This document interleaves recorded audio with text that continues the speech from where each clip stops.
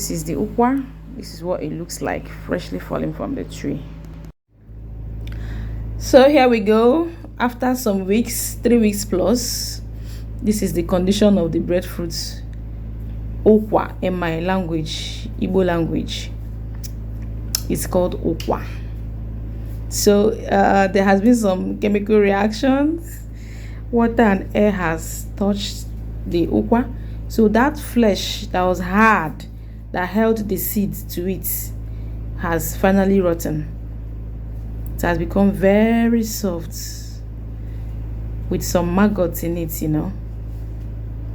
You now dismember it bit by bit, and so on. I've already done the first batch before I started filming, so that's why you're having these ones inside the bucket here.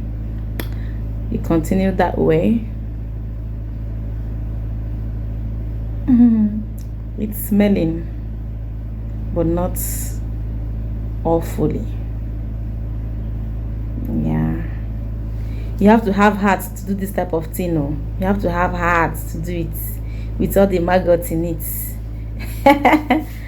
Ah, goodness. Oh shit. You really have the heart. You really have to have the heart to bamba before you do this thing. Seriously. You continue that way until you have finally taken out the seeds and the soft flesh. You still have the lump. There's one big lump that I will throw away. That is where the flesh and the seeds attach themselves to.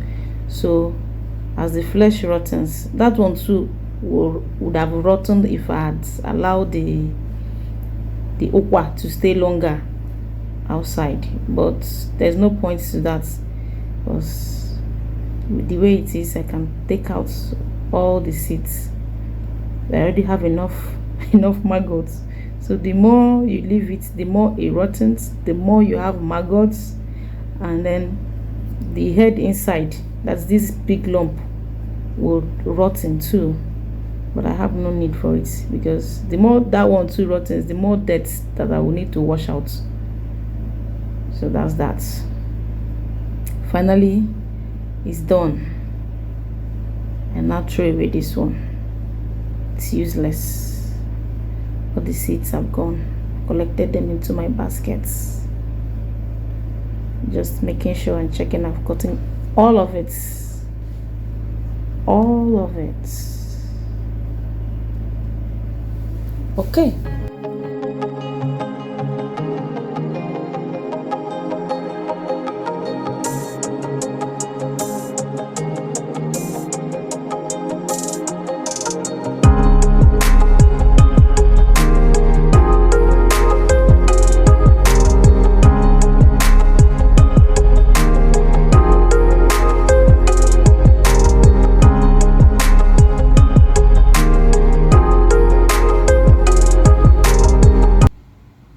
Now I'm going to go in with my leg after washing my hands.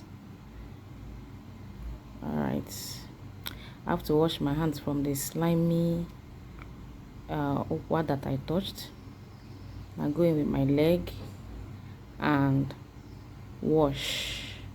I will match it until they are all in one consistency, with continuous adding of water to make it a lot runny, so that the flesh will go out through the eye of the basket. So this thing, the video is short, so it takes actually a long time to finish. Like this particular one now took almost 30 minutes to get ready. Yeah, I'm going to be adding water to it to make it a lot runny. That is it. I match and I keep adding water. I match and I keep adding water till all the dirt goes out through the basket. Yeah. Some other persons say they use hand to do the washing. This part I'm using my leg to do, but this is the easiest way to get it done. If you use your hands, it will take you probably a whole day to finish cleaning one ukwa, just one head. As you can see, I had to like cut the video to make it shorter. So you see the flesh is almost all out, just to make sure the eye of the basket is free. That's why I'm adding this more water, and then continue to wash.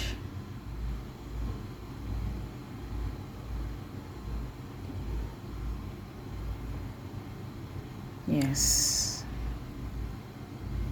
so it's done.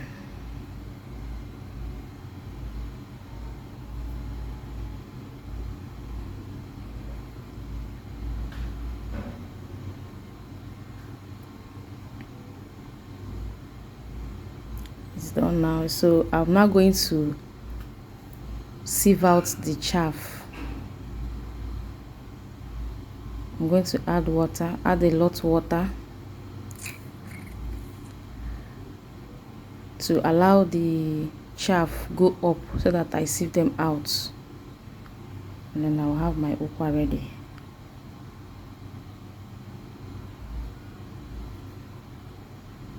Okay.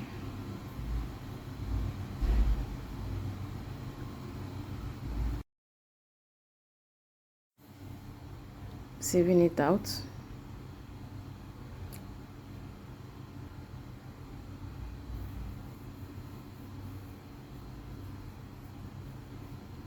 Do it a second time.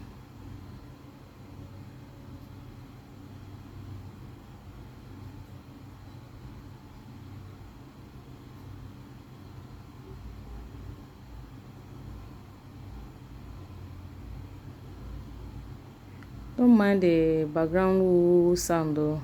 There's no light, so it's generator. As if you can hear it.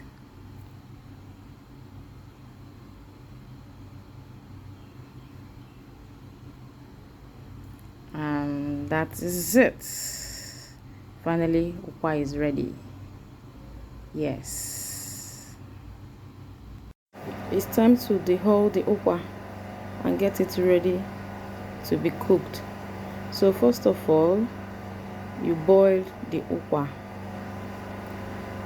Fill it with water just to cover the ukwa, and then boil it. You don't overboil, you just put it on fire, and once it's just boiled once, you take it out and sieve out the hot water. Add cold water to it again, sieve it out.